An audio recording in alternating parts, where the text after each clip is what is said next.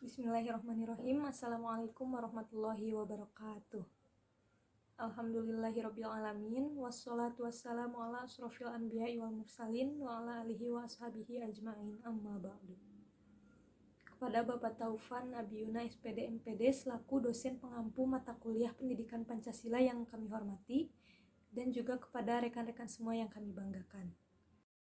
Pada kesempatan kali ini, kami dari kelompok 4 akan mempresentasikan materi mengenai Pancasila sebagai sistem filsafat. Sebelumnya, perkenalkan, nama saya Devi Silviani, selaku moderator dan sebagai penyaji. Saya ditemani oleh beberapa rekan saya. Yang pertama ada Khairunisa Renanda Sabrina, lalu ada Dea Sri Mulyani, Wandana Fajar, Nurul Halija, ada Ainur Rohmi Kolbi, Izarianita, dan yang terakhir Raya Aprilia. Baik, untuk mengefektifkan waktu, kepada Khairunisa Renanda Sabrina selaku penyaji pertama, saya persilahkan. Baik, terima kasih kepada moderator yang telah mempersilakan waktu dan layarnya kepada saya. Nah, mengenai membahas materi tentang Pancasila sebagai sistem filsafat ini, kita yang pertama ini akan membahas mengenai pembahasan Pancasila secara ilmiah. Sebelum membicarakan aspek ilmiah ini, maka alangkah baiknya kita pahami dulu apa itu arti dari ilmu. Menurut Soewardi pada tahun 2019, ia mengutip ilmu itu adalah ilmu yang sangat erat kaitannya dengan kebenaran. Kebenaran yang mutlak diwahyukan Tuhan kepada manusia, sedangkan kebenaran yang dicapai itu sifatnya rekatif, dan di antara kebenaran relatif dibagi menjadi dua, yaitu filsafat yang bersifat spekulatif dan ilmu atau sains yang bersifat positif. Nah, teman-teman, tujuan mempelajari sifat filsafat ini diantaranya untuk mengetahui Pancasila secara benar, yaitu dapat dibuktikan secara ilmiah dan yuridis formal. Secara ilmiah, Pancasila harus memenuhi syarat-syaratnya sebagai hal yang ilmiah seperti yang dikatakan oleh Pujawijatno, sebagaimana yang dikutip oleh Kailan pada tahun 2016 merinci syarat-syarat ilmiah, yaitu yang pertama ada berobjek, yang kedua bermetode, dan yang ketiga bersistem, dan yang terakhir ini atau yang keempat ini adalah bersifat universal. Nah, yang pertama ini yang berobjek ini, objek Pancasila dibagi menjadi dua, yaitu objek formal dan objek material. Objek material dibagi menjadi dua, yaitu yang bersifat empirik dan non-empirik. Dan sedangkan objek formal dari sudut pandang apa itu Pancasila. Pada hakikatnya Pancasila itu dapat dibahas dari berbagai sudut pandang. Misalnya dari sudut pandang moral, maka terdapat bahasan yang disebut dengan moral Pancasila. Sedangkan dari sudut pandang ekonomi, hingga timbullah kajian yang membahas tentang ekonomi Pancasila. Dan dari sudut pandang hukum dan kenegaraan, maka terdapatlah kajian tentang Pancasila secara yuridis kenegaraan. Kemudian dari sudut pandang filsafat sendiri, maka timbullah pembahasan tentang filsafat Pancasila dan lain sebagainya. Dan yang kedua yaitu ada bermetode, yaitu seperangkat cara atau sistem pendekatan untuk mendapatkan suatu kebenaran yang bersifat objektif. Salah satu contoh metode diantaranya analisis sintesa, seperti yang dipidatokan oleh Soekarno dalam pengukuhannya sebagai penggali dan pencetus Pancasila pada tanggal 1957. Ialah metode analitisosistensik, yaitu perpaduan antara metode analisis dan sintesis, serta metode pemahaman, penafsiran, dan interpretasi yang kesemuanya itu senantiasa didasarkan atas hukum-hukum logika dalam suatu penarikan kesimpulan pada tahun 2004. Adapun metode hermeneutika. Metode ini yaitu suatu metode dalam rangka untuk menggali makna yang terkandung di balik objek Pancasila tersebut.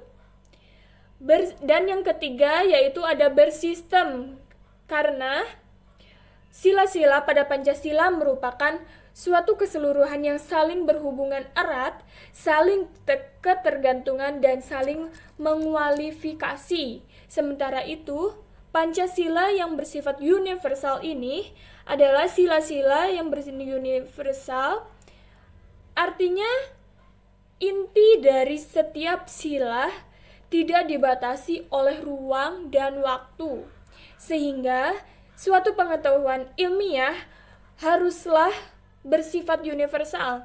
Artinya kebenaran tidak terbatas oleh ruang, waktu, keadaan, situasi, dan kondisi maupun jumlah tertentu.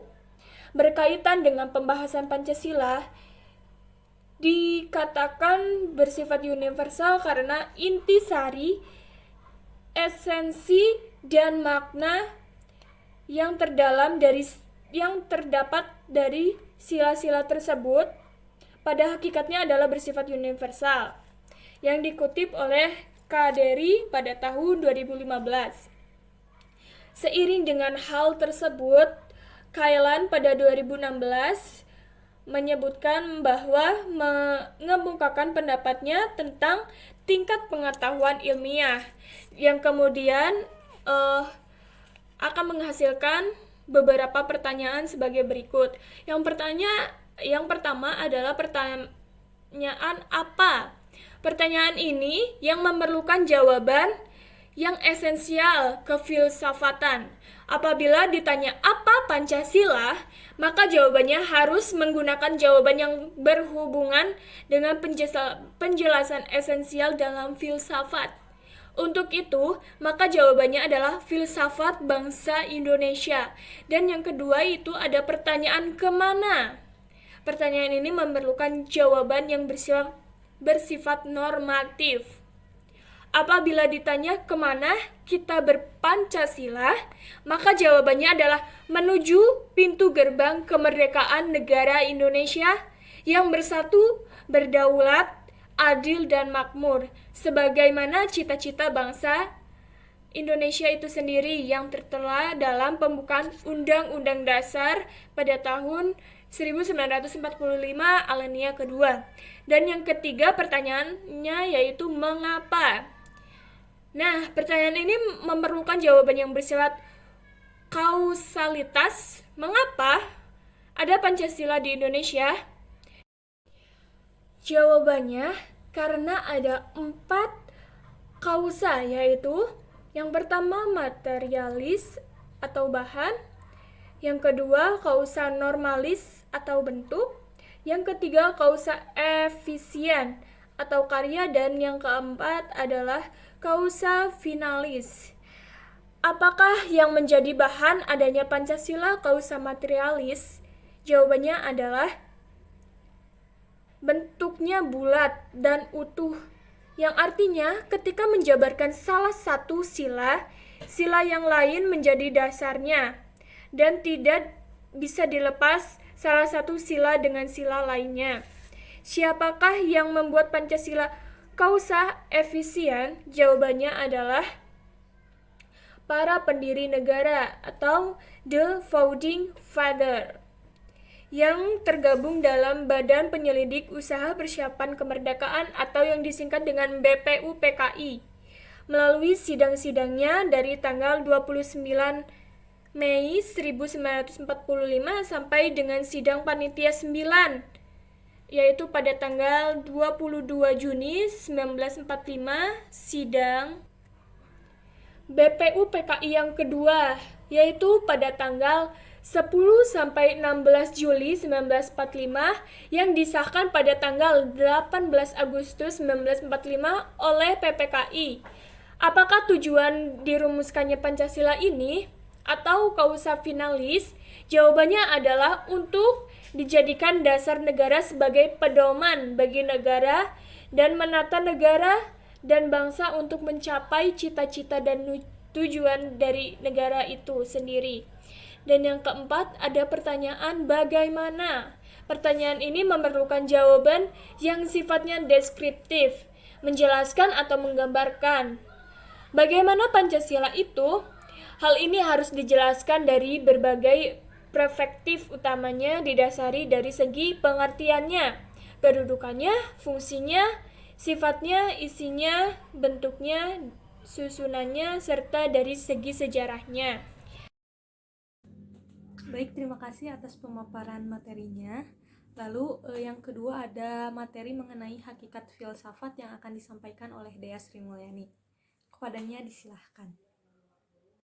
Sebelumnya, saya ucapkan terima kasih kepada moderator yang sudah memberikan kesempatan kepada saya dalam menyampaikan materi kali ini.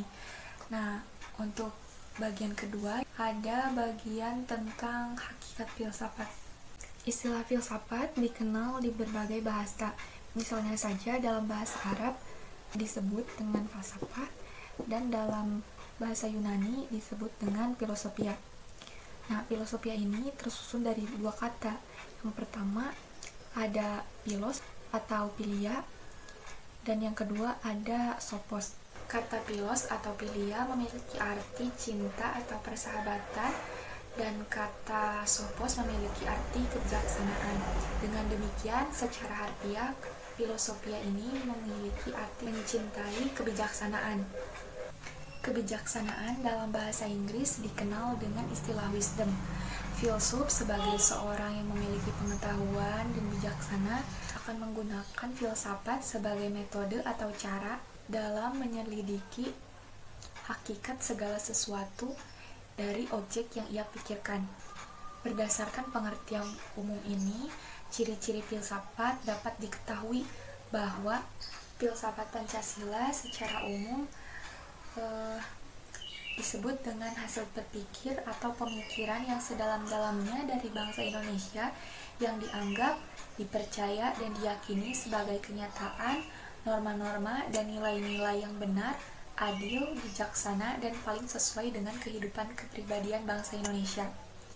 Pancasila merupakan falsafah bangsa Indonesia, mengandung pengertian sebagai hasil perenungan dari para tokoh pendiri bangsa atau founding fathers ketika berusaha menggali nilai-nilai dasar dan merumuskan dasar negara untuk Indonesia merdeka. Hasil perenungan itu secara resmi disahkan bersamaan dengan Undang-Undang Dasar Negara Republik Indonesia tahun 1945 oleh PPKI pada tanggal 18 Agustus 1945 sebagai falsafah Negara Republik Indonesia yang diambil dari budaya dan tradisi masyarakatnya dan merupakan akulturasi dari budaya India, yakni Hindu-Buddha, dan budaya Barat serta Arab.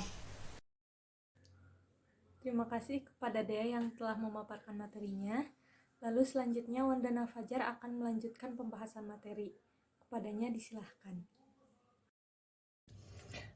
Baik, terima kasih kepada pembicara sebelumnya yang telah memaparkan materinya dengan sangat baik.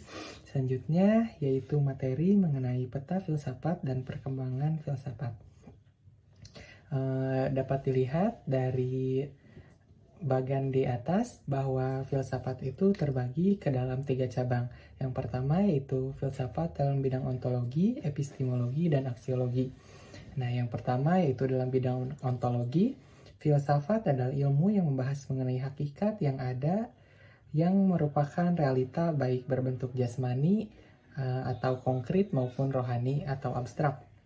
Nah, dalam ilmu ontologi ini, yaitu ilmu yang membahas mengenai segala sesuatu yang ada, baik itu yang dapat dilihat ataupun tidak dapat dilihat. Nah, ilmu yang mempelajari mengenai bidang ontologi ini dinamakan dengan ilmu metafisik.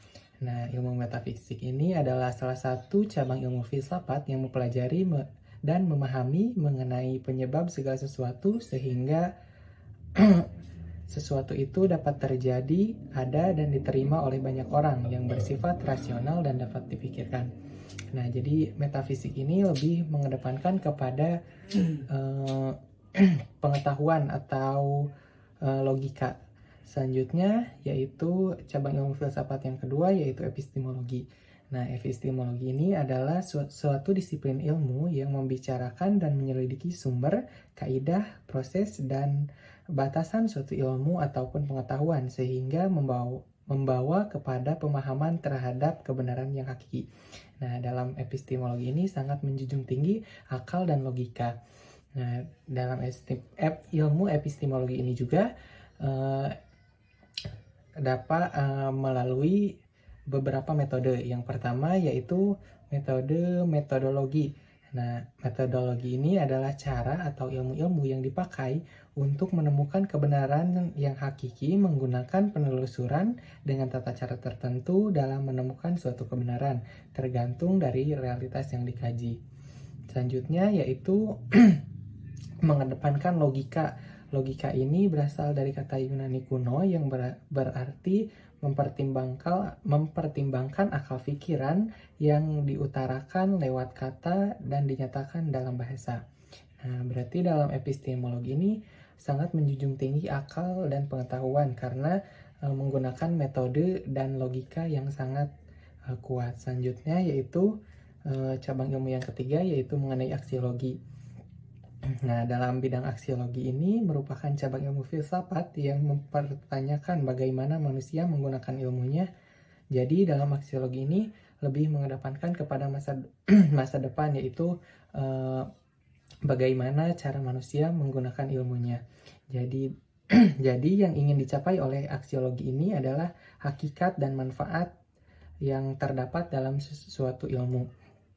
Nah, dalam kajian aksiologi ini lebih mengedepankan kepada nilai etika dan estetika. Nah, etika sendiri adalah ilmu tentang apa yang mengenai apa yang baik dan apa yang buruk. Mengenai hak dan kewajiban moral, kumpulan asas atau nilai yang berhubungan dengan akhlak dan nilai benar atau salah yang dianut dalam masyarakat. Nah, jadi ilmu etika ini yaitu ilmu yang mempelajari mana yang benar dan mana yang salah menurut kebiasaan dari suatu masyarakat. Selanjutnya yaitu aksiologi juga mengedepankan nilai estetika. Nah, dari kata estetika ini kita dapat mengetahui bahwa salah satu cabang ilmu filsafat yang membahas mengenai keindahan. Estetika juga merupakan ilmu yang membahas keindahan dari bentuk dan dapat kita rasakan. Jadi tidak hanya nilai logikanya saja atau nilai etikanya saja, kita juga dapat mengetahui nilai estetika atau keindahan dari suatu ilmu. Nah, Pancasila dapat dikatakan sebagai ilmu filsafat karena Pancasila sudah memenuhi ketiga syarat keilmuan filsafat itu, yaitu Pancasila bersifat ontologi, epistemologi, dan aksiologi. Pancasila juga dinilai mengkaji mengenai sesuatu yang ada, masuk akal, dan memiliki nilai yang dianut untuk masyarakat di masa depan. Nah, Pancasila juga dikaji mengenai metode dan yang masuk akal gitu. Dan Pancasila juga memiliki nilai estetika atau keindahan dari unsur kata-katanya. Mungkin hanya itu yang dapat saya sampaikan. Terima kasih. Baik, terima kasih kepada Wandana yang telah memaparkan materinya. Lalu untuk pembahasan selanjutnya ada materi mengenai skema perkembangan filsafat yang akan disampaikan oleh Nurul Halija. Kepadanya disilahkan. Terima kasih kepada moderator yang telah mempersilahkan saya untuk memaparkan materi mengenai skema perkembangan filsafat. Yang pertama adalah filsafat Yunani klasik. Filsafat ini bermula pada abad ke-6 sebelum Masehi hingga abad ke-5 sebelum Masehi, atau sekitar 500-600 tahun sebelum lahirnya Yesus Kristus di dunia ini. Filsafat Yunani awalnya dipengaruhi oleh mitologi Yunani dan peradaban tetangganya, Mesir dan Babilonia atau Irak sekarang ini, di mana kedua bangsa tersebut merupakan tempat di mana nabi-nabi berdakwah dan menyebarkan ajarannya. Sebelum 3 filsuf Yunani yang terkenal ini, seperti Socrates, Plato, dan Aristoteles, telah ada filsuf alam Yunani yang terkenal. Adanya filsuf alam ini dikatakan karena studi filsafat mereka membahas tentang apa unsur utama yang menyusun alam semesta. Thales mengatakan air, Anaximandros mengatakan sesuatu yang non-fisik dan terbatas, yaitu mengatakan udara. Kemudian, setelah filsuf alam, lahirlah filsuf yang membahas tentang ilmu pasti dan matematika seperti Pythagoras, Herakleitus, dan Parmenides. Terus yang kedua adalah filsafat abad pertengahan. Filsafat ini dimulai pada abad ke-4 sampai abad ke-15. Filsafat barat pada pasca kelahiran Yesus Kristus ini ditandai dengan berpadunya filsafat dan agama. Tetapi sayangnya ajaran filsafat ini bertentangan dan doktrin gereja diberangus, bahkan filsuf yang mengeluarkan ajaran tersebut dihukum mati. Hal itu bisa kita dapati dari peristiwa matinya Kopernikus dan Galileo yang mengeluarkan teori yang bertentangan dengan doktrin gereja. Itulah mengapa filsafat abad-abad ini juga disebut sebagai abad kegelapan filsafat. Filsafat barat mengalami stagnasi atau keterhambatan. Di sisi lain, filsafat timur, khususnya filsafat Islam, mengalami perkembangan pesat pasca lahir dan tersebarnya ajaran Nabi Muhammad SAW. Di abad kegelapan filsafat ini, hanya yang berhasil memadukan filsafat dan agamalah yang berhasil bertahan dan diakui ajarannya. Dan filsuf tersebut salah satunya adalah Thomas Aquinas dengan teorinya yang paling terkenal, yaitu 5 argumentasi pembuktian keberadaan Tuhan. Sementara filsafat abad modern berawal dari abad 16 hingga abad ke-19. Filsafat abad modern ini didahului oleh pergerakan filsuf yang menentang dominasi gereja pada pertengahan abad ke-16. Pada abad ini lahirlah gerakan Renaissance di Prancis dan Italia, Enlightenment di Inggris, dan Aufklärung di Jerman. Intinya, Eropa berada pada zaman pencerahan. Filsafat ini kemudian memisahkan diri dari kungkungan agama versi gereja. Disinilah berawal istilah sekularisasi atau pemisahan kewenangan antara keilmuan atau sains dan agama. Sekularisme inilah yang membawa filsafat barat pada perkembangan dan penyebaran yang sangat pesat. Hal ini terbukti dengan banyaknya lahir filsuf-filsuf baru pada zaman ini, diantaranya Thomas Hobbes, Immanuel Kant, John Locke, dan masih banyak lagi.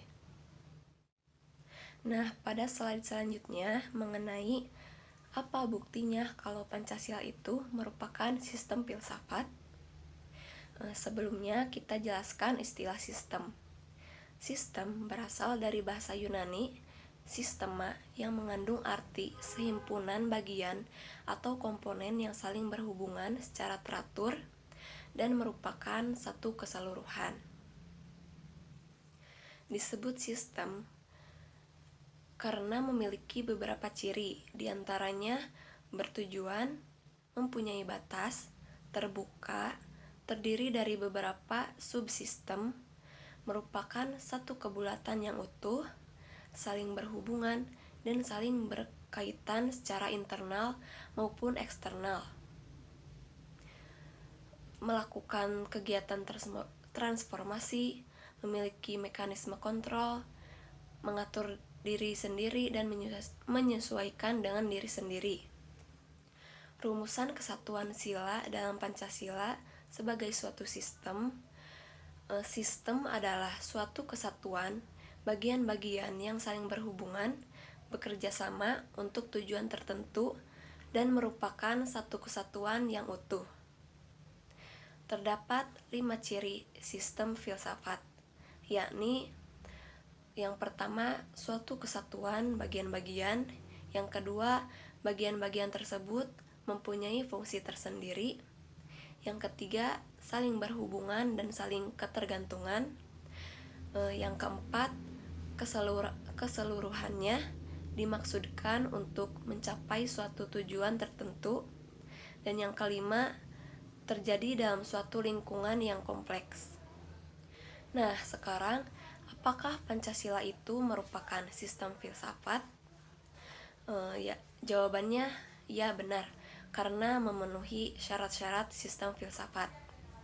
Dan setiap sila dalam Pancasila itu saling berhubungan, saling berkaitan, dan saling mengkualifikasi. Terus buktinya Pancasila sebagai suatu sistem filsafat, yaitu Pancasila berfilsafat karena memenuhi syarat-syarat sebagai suatu sistem filsafat, yaitu berontologi, berepistemologi, dan beraksiologi. Adapun contoh Pancasila sebagai sistem filsafat, artinya dalam kegiatan berbangsa dan bernegara harus berpedoman pada filsafat Pancasila. Misalnya toleransi antar agama yang merupakan amalan dari filsafat Pancasila, yaitu sila pertama. Kemudian sikap peduli dan tolong-menolong yang merupakan amalan sila kedua. Membela dan mempertahankan tanah air adalah amalan sila ketiga. Kemudian mengikuti pemilu juga merupakan salah satu amalan Pancasila, sila keempat. Dan menghormati hak dan kewajiban orang lain merupakan penerapan sila kelima Pancasila. Nah, dari kelima sila tersebut membentuk suatu sistem, yaitu filsafat Pancasila. Sekian pemaparan materi yang saya sampaikan. Saya kembalikan kepada moderator. Baik, selanjutnya ada Ainur Rahmi Kolbi yang akan menjelaskan materi mengenai ontologi Pancasila dan epistemologi Pancasila. Kepadanya disilahkan. Terima kasih kepada moderator yang telah mempersilahkan saya untuk menyampaikan materi. Adapun bukti dari Pancasila merupakan suatu sistem, itu yang pertama ada ontologi. Nah, untuk ontologi sendiri ada dua makna, yaitu ada onto artinya ada dan logi artinya ilmu, jadi ilmu tentang ada. Sedangkan ontologi Pancasila itu adalah bangsa Indonesia atau adanya manusia.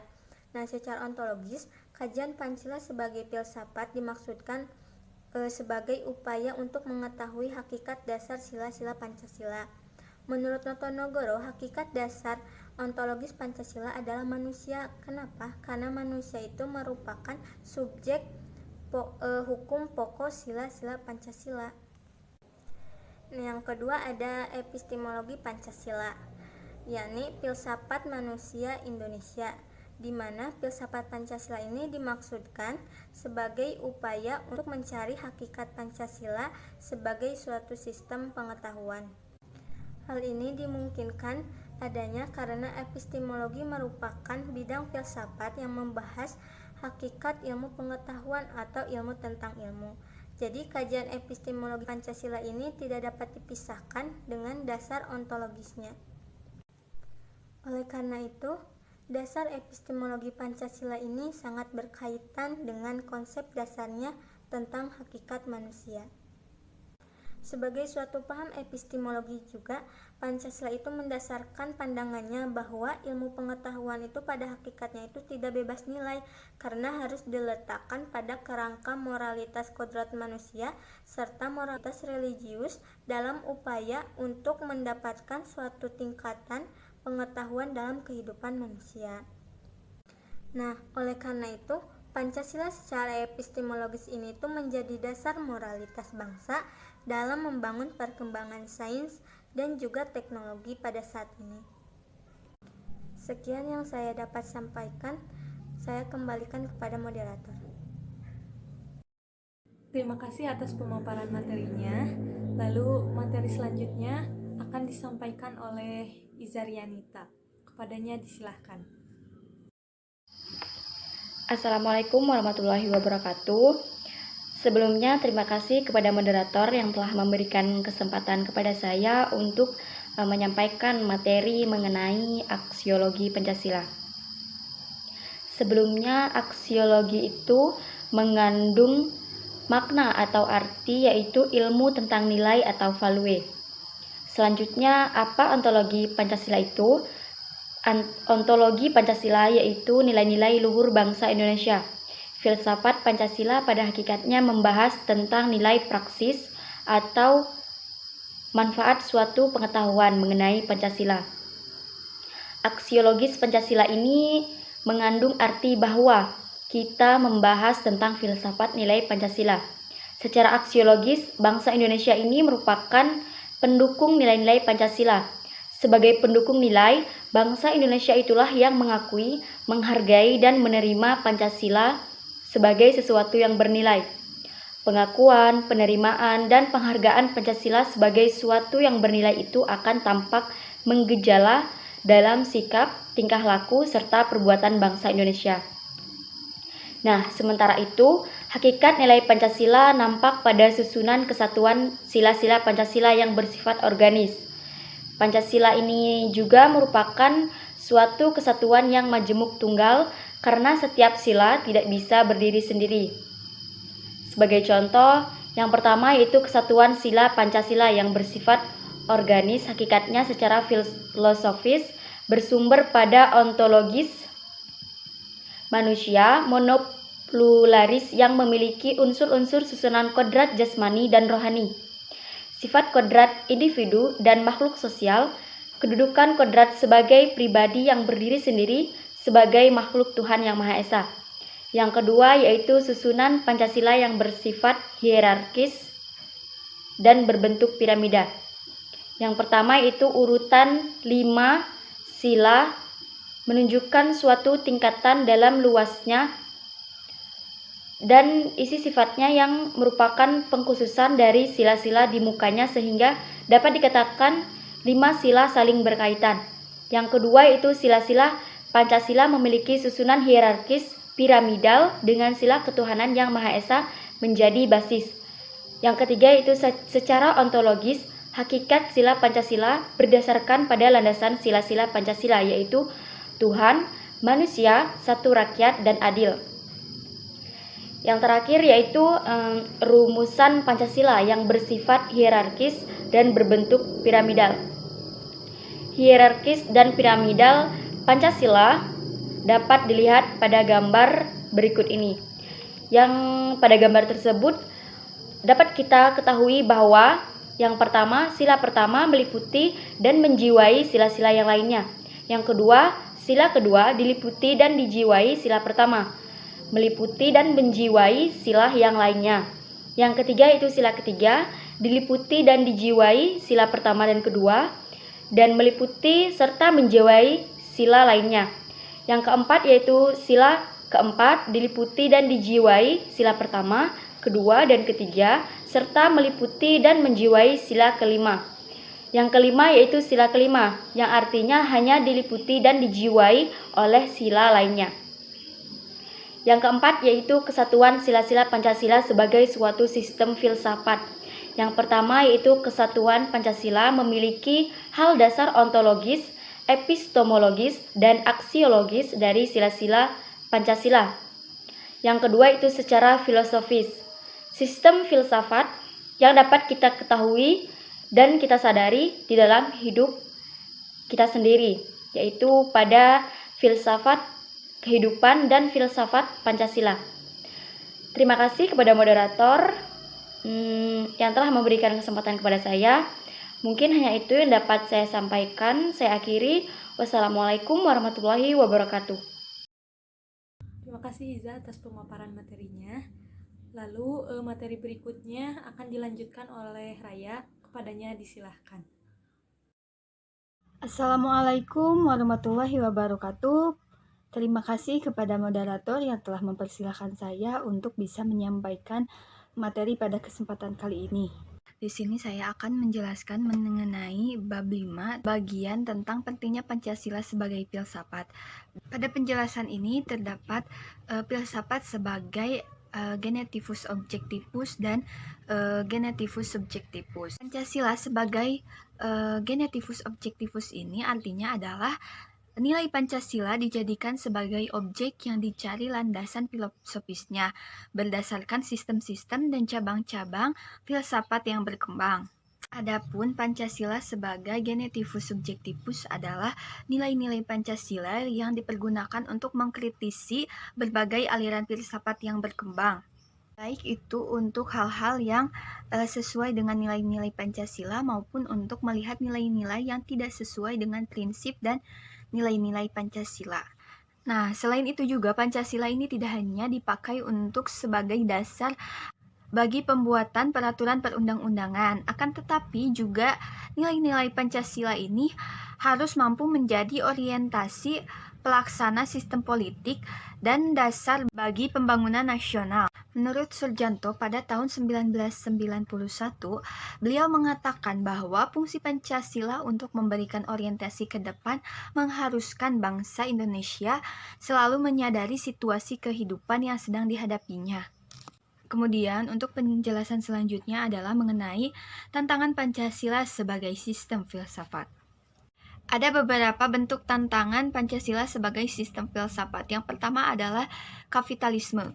Kapitalisme ini adalah suatu aliran yang meyakini bahwa kebebasan individual pemilik modal untuk mengembangkan usahanya dalam rangka meraih keuntungan sebesar-besarnya merupakan upaya untuk mensejahterakan masyarakat.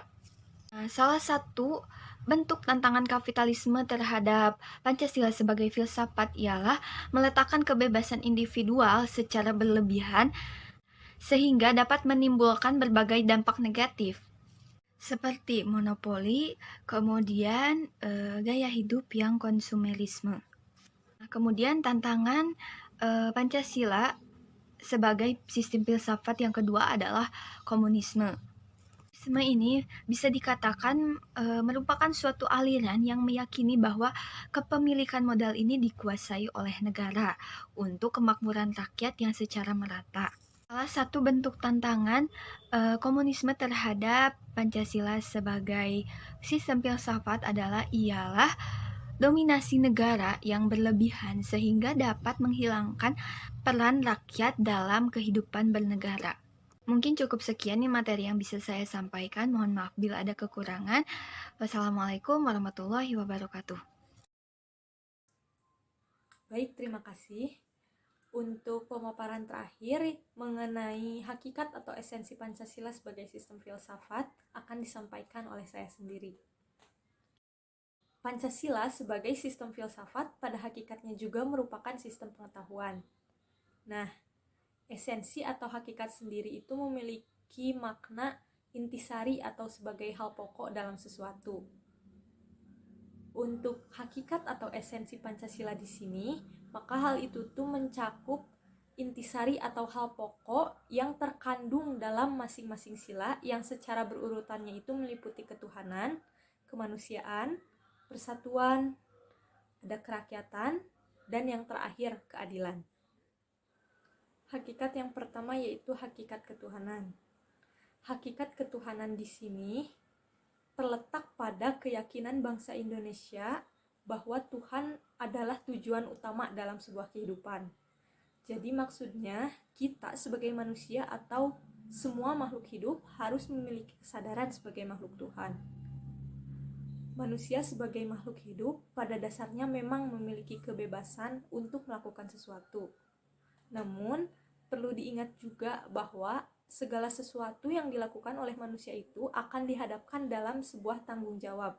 Nah, dalam sebuah tanggung jawab tersebut, tanggung jawab tertinggi itu adalah tanggung jawab terhadap Tuhan. Hakikat dalam sila yang kedua yaitu mengenai kemanusiaan. Hakikat dalam sila ini adalah manusia monopluralis, atau bisa juga diartikan manusia itu terdiri dari banyak unsur namun merupakan satu kesatuan yang utuh yang terdiri atas sifat monodualis. Artinya, manusia merupakan makhluk individu, namun manusia juga berperan sebagai makhluk sosial yang hidup berdampingan dengan orang lain dan saling membutuhkan satu sama lain. Hakikat sila yang ketiga yaitu persatuan. Persatuan dalam hal ini berkaitan dengan semangat kebangsaan yang dapat diwujudkan dalam bentuk cinta tanah air. Tanah air sendiri sebenarnya dapat dibedakan menjadi 3. Yang pertama ada tanah air real. Yang dapat dikatakan tanah air real itu yaitu bumi atau tempat seseorang dilahirkan, dibesarkan, dan tempat seseorang mengalami suka duka sehari-hari. Lalu yang kedua ada tanah air formal.